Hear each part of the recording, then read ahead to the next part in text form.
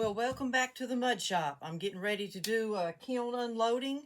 It took me several hours, several days, a couple weeks to get all the glazing done. I'm calling this my mystery kiln because if you've been watching me, you know that I've been making the little tiny mini village. Well, I got it all in the kiln the other day, and I wanted them on the very top because they're so tiny. I wanted to make sure they were standing up and everything. And just as I went to close the lid, one of the little pieces, little tiny figurine about, not from my fingernails, but in between my finger, that tall, fell over and rolled. And guess where it went? All the way to the bottom of the kiln. And poof, there's no way I was unloading that kiln just to see where that thing went. So, this is a mystery of what happened to the little snowman. So, let's see. The kiln fired Monday evening through early Tuesday morning. This is Wednesday morning. It is cooled down to 82 degrees.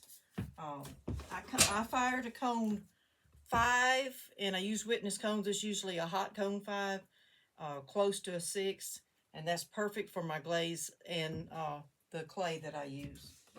So here we go. Well, let's see.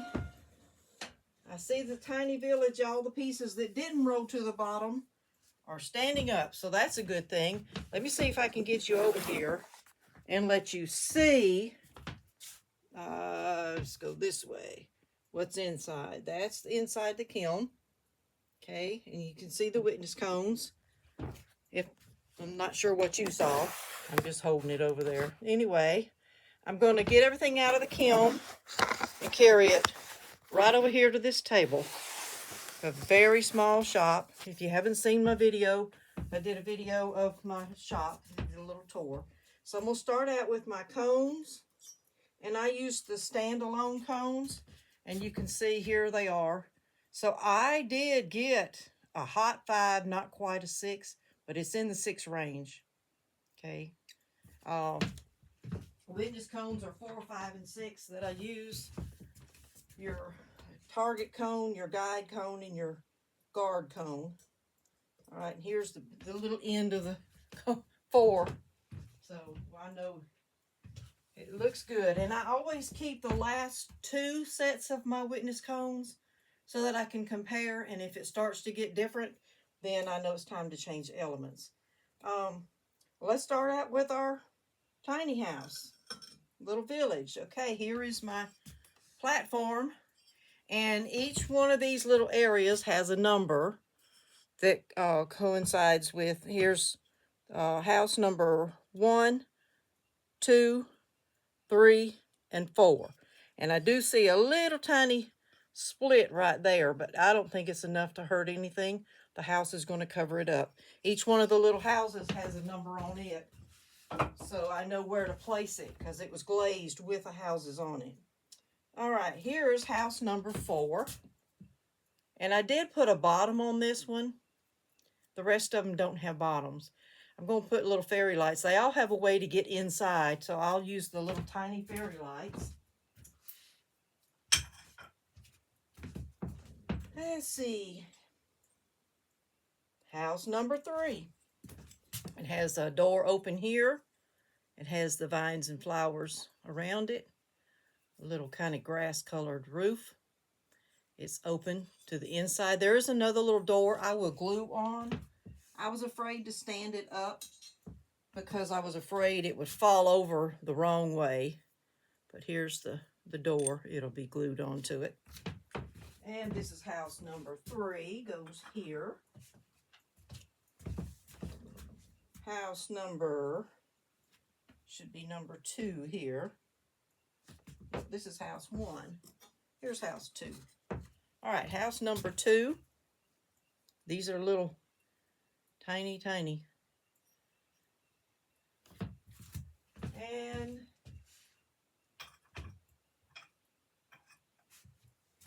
here's house number 1. I put little, and I drew the doors on this one. They're not open. The windows you can see in.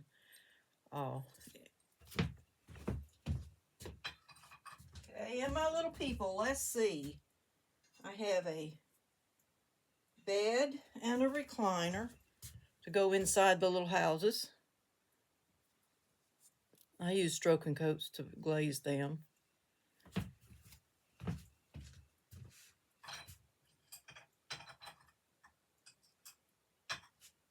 All right. And then my little people. I have a little farm boy. See how tiny he is? Got on his blue jeans. And then the little farm girl. Let me turn her around where you can see her face. There they are.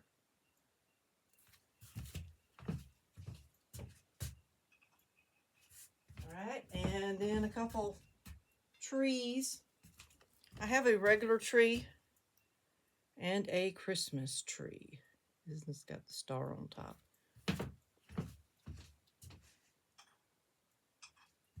And the last thing for that is one snowman.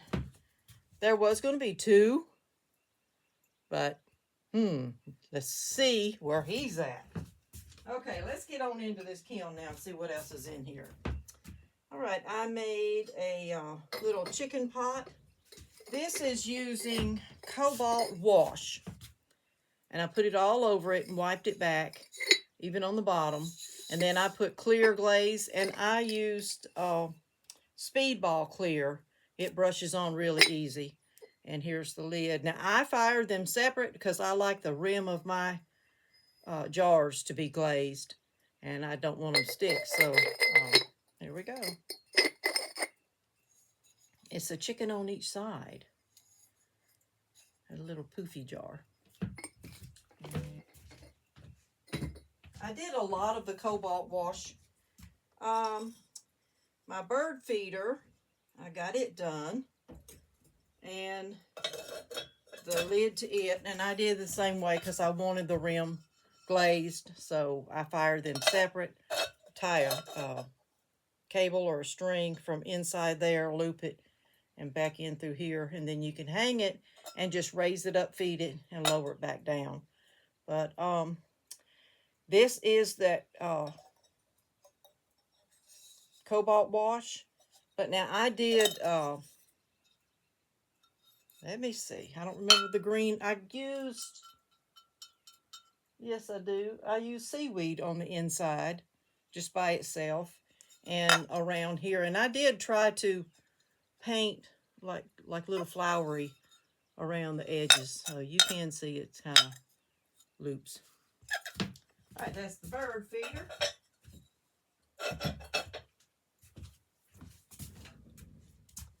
Get this shelf off.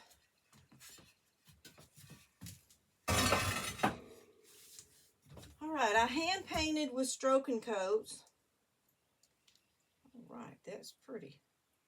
I did, I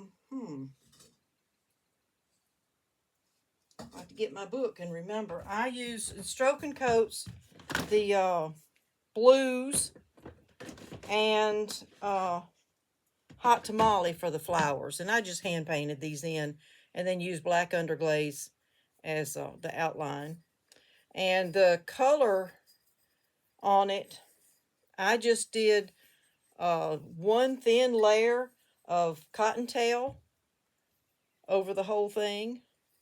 And then I did, because it was such a thin layer, I did clear over the top of it. And just a little bit of light flux around the rim where it would give it a little drippy color. And I have the flower painted on the inside.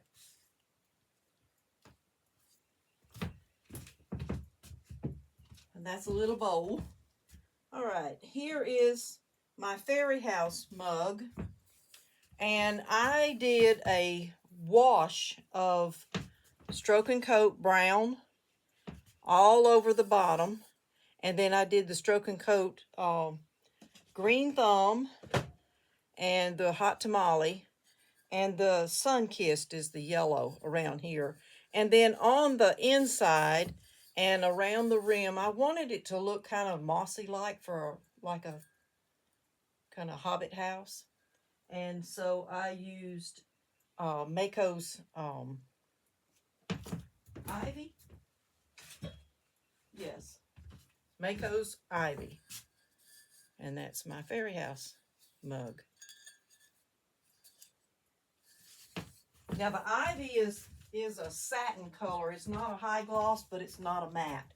So on this one I did ochre. It's Amico's ochre on the bottom, and it did it over the Stroke and Coat colors that I put on here. And then the green that I used on this is seaweed. And it turned out kind of pretty. I did make a lid for this. This is luminary, so I got to cut out all the windows. So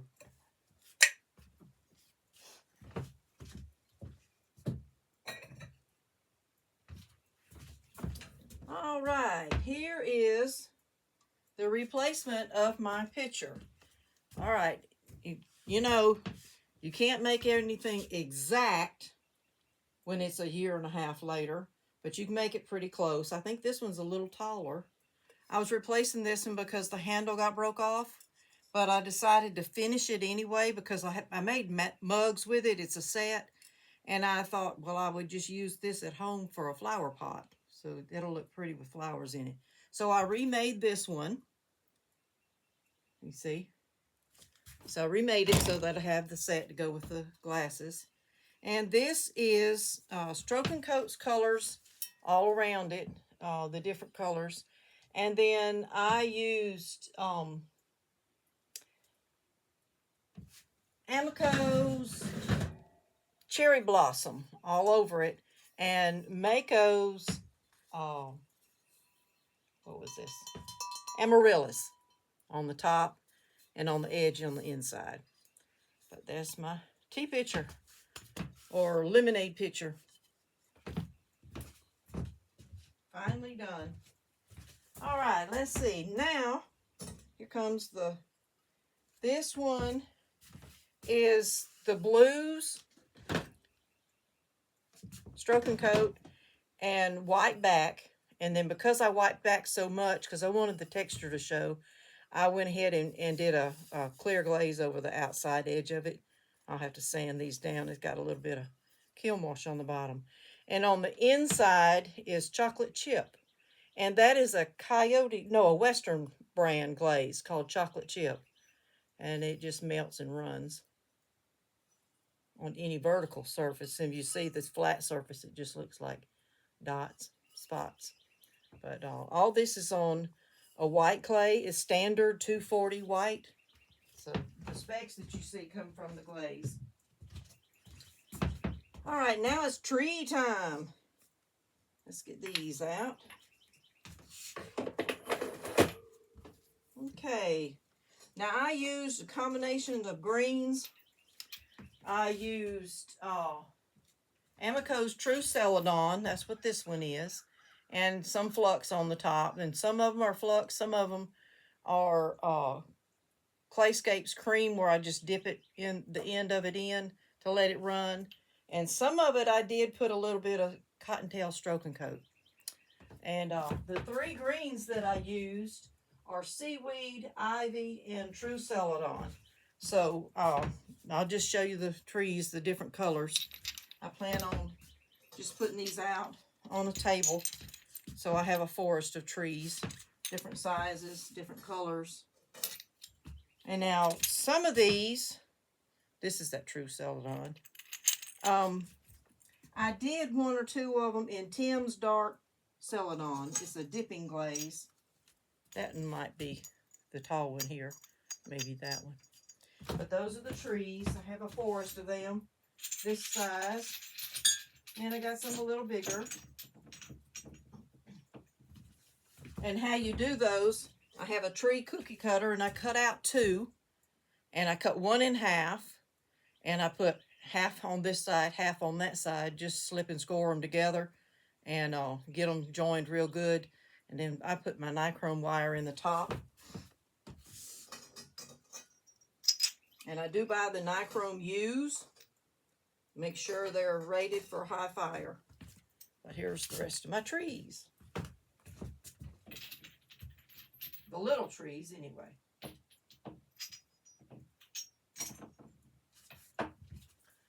Okay, now the bigger ones. This one, I took a styrofoam cone and just wrapped my clay around it, and then I cut it out, the little holes for a luminary, and I sculpted a little bird on top. This is Stroke and Coat hot tamale, and I believe this is ivy. This is Mako's ivy, and I did use cream on it a good bit. It's a dipping glaze, but I did brush it on because I wanted it just in certain areas. I didn't want to dip the whole thing. This is True Celadon, and I think I did light flux on this one. Yeah, True Celadon. And this one was made from a cutter from DeLawDesignGifts.com. It's kind of a star tree.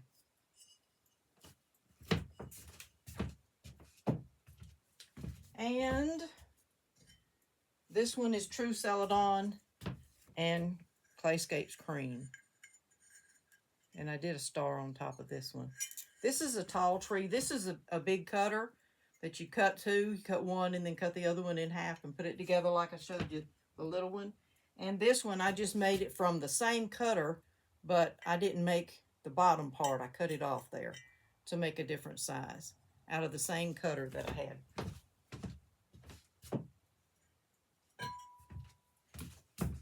All right, big shelf coming up. Get my fingers. So far, no snowman, which I knew it went further than this shelf. If it had just went to this first shelf, I probably would have gotten it out. But I heard it go all the way down. And after spending 30 minutes loading the kiln, was not opening it back up to find a snowman. Well, so far, no snowman on this shelf.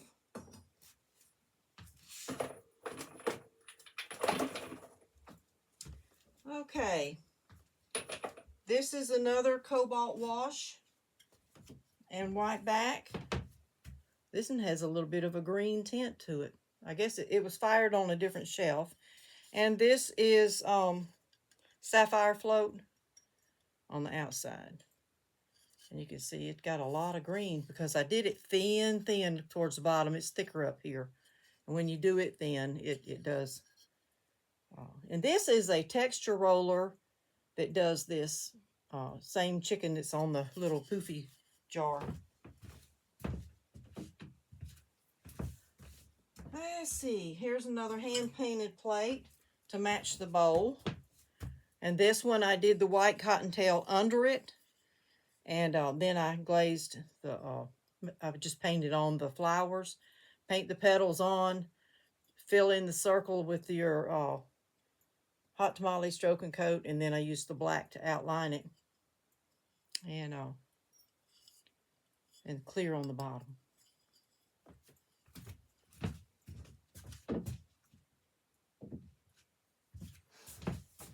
Okay, now I made a set of canisters.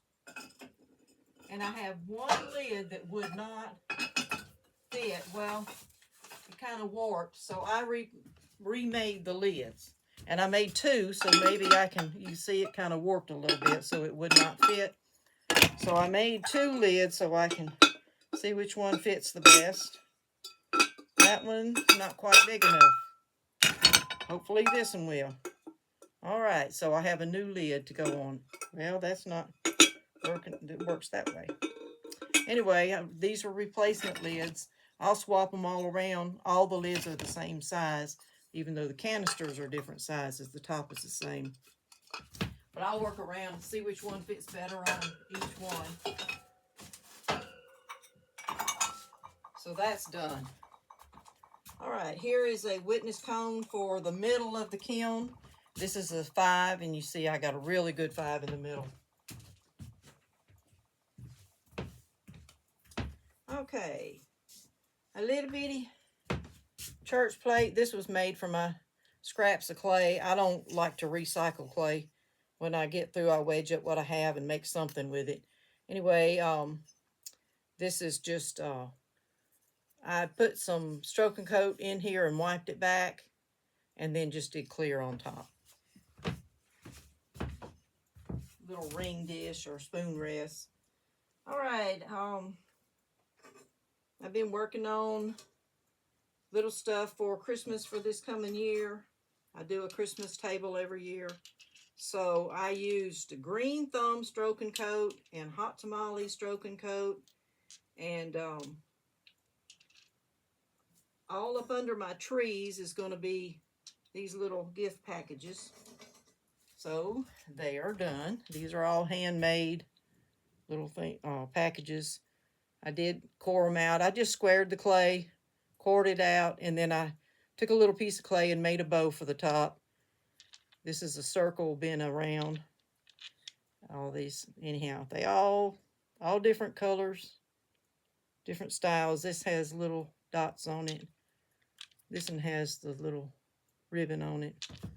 But there's some packages to go around the trees.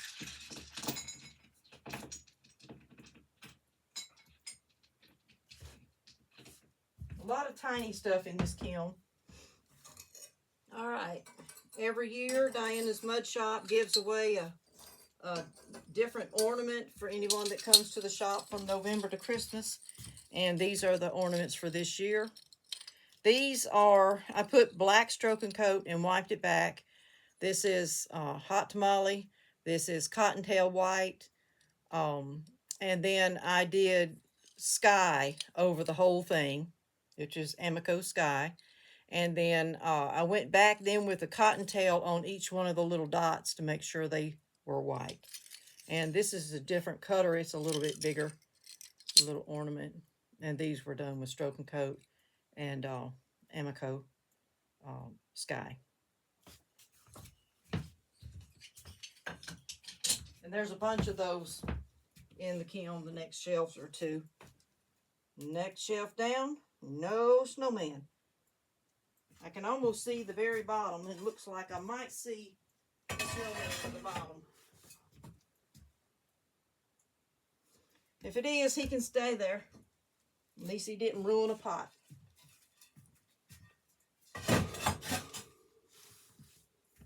If you know anything about table decorating, there is a set of dishes called spode. And it is a white plate or white dish with a green tree in the center with a little colored ornaments on it and then a green band around it. Well, I give away something every year when I do my table, and I'm using the spode dishes to decorate the table this year, so I wanted the giveaway to match the spode. So this is what I came up with. I used a GR pottery form to make the dishes the exact same size. I used a Sanbeo underglaze transfer for the tree itself. Then I did colors for earth. I did the green on the tree and then stroke and coat colors for the ornaments on the tree. I used the green for the band, and then I covered it all with clear, except the back. I did do a white on the back. But there's my plates.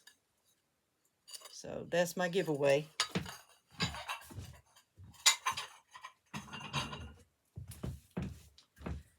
All right, and a few more ornaments that are going for this coming year. And I did them all to match the trees I did on the spode plates. And there's just different decals from Sanbeo, and I colored them green. And then I decorated with stroke and coat colors for the ornaments on them.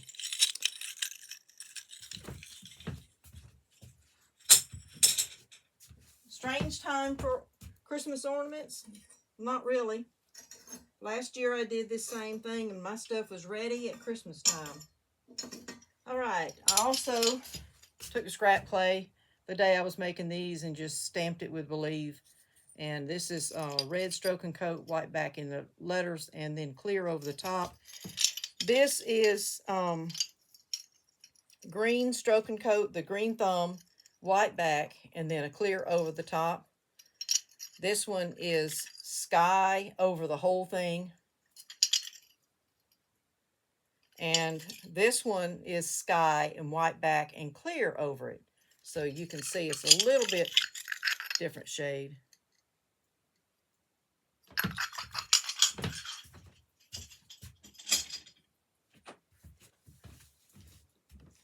All right, I'm going on down to the bottom. All right, it's looking good. The mystery, it did not ruin a pot. Snowman went to the very bottom, where he'll live forever. I will not try to get him off my kiln floor, because you know he's stuck. I see the edge of his little hat. But as small as he is, it would do more damage than to try to get it up. So I'll just leave it.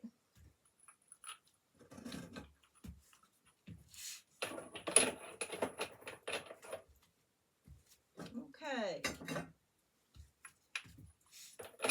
More of the cobalt wash. Here's another one of the chicken roller, the cobalt wash, white back, and clear over the top. And I use Speedball Clear, zinc free. And I made the back of this in a little bit fancy. And this is, I'd say sapphire float around the outside, the back of it in the rim. But it sure does look a little greenish, doesn't it? But it's still a pretty color. That same chicken roller. All right, and this one, I did the cobalt wash on it, white back. And then this one, I put Clayscapes cream over the whole thing. And you can see it's a little bit, not cloudy, but it's just, I'm trying to get the light off of it. It's glaring. Maybe tilt it. Anyway, here we go. And again, the back of it, sapphire float.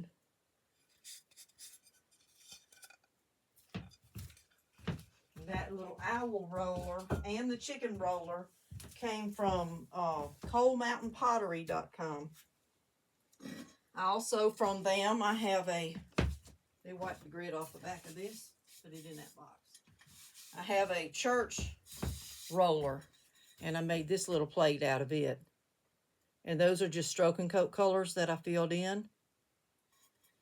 And stroke and coat is a glaze, so I did not have to cover this one with a clear. And I did the stroke and coat colors around the back too. And of course I watered them down, but I'll put several coats on it so it's coated enough to use. There's my little church plate.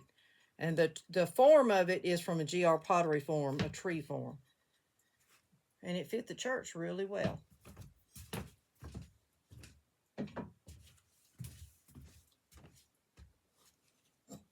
And another little dish. This one was done with ivy. And I wiped back a good bit of it here in the center, and then did a little dab of clear because I wanted the texture in the inside not to be obstructed. And this one looked like it may have warped just a little bit. Yeah, so that's one that'll go home with me. Be another one to put my rings on. It looks like it just twisted. That happens. All right, a few more of the little ornaments with the trees, and that is it, except for the surprise in the very bottom. I'm sticking my fingers under. I keep a shelf in the very bottom of my kiln. It's up a little ways. I just touched a little hat off the snowman. And it is not stuck to the bottom of the kiln. Well, anybody need a tiny snowman hat? It did not stick to the bottom of the kiln. How about that? So I might try to get in there and get that snowman out.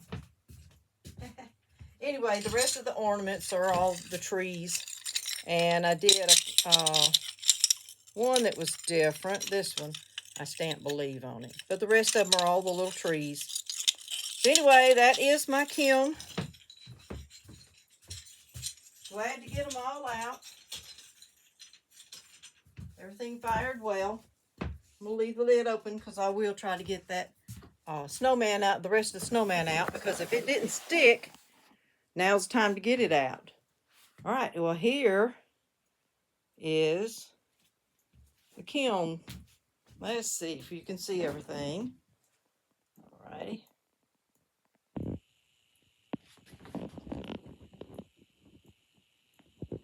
I'll take pictures of everything, upload them on my Facebook site, Dianna's Mud Shop. I'll try to put some on Instagram. I don't get on Instagram too much. But if you'd like to see them, check that out. And thank you for joining me today in the mud shop. Check out my other videos. I've done a shop tour recent. And if you notice, you don't see any sink or any kind of water in here because I don't have running water. It's just too small area. I talked about that in a little short video. You can see the camera is all the way up against the wall, and you're seeing the other wall. This is my shop. That's it. That's all she wrote. This way to that corner, to the kiln, to this wall, and their door. So this is my shop, and I thank you for joining me.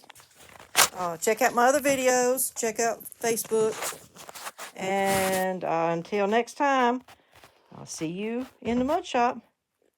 Bye.